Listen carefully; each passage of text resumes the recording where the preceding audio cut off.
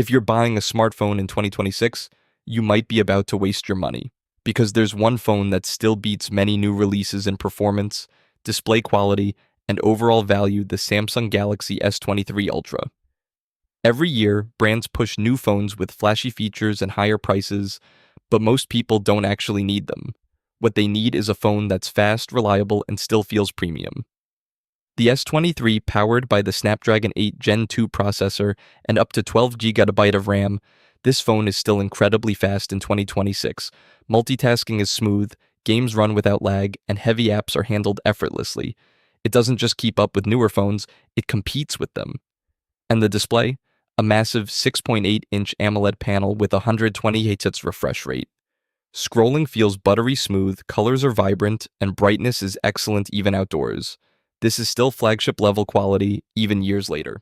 Now, let's talk about the camera, because this is where the S23 Ultra really stands out. The 200-megapixel main camera captures insane detail, with powerful zoom and excellent night mode. Whether it's landscapes, portraits, or low-light shots, the results still rival many brand-new phones. Battery life is another big win. The S23 Ultra easily lasts a full day, even with gaming, streaming, and heavy use.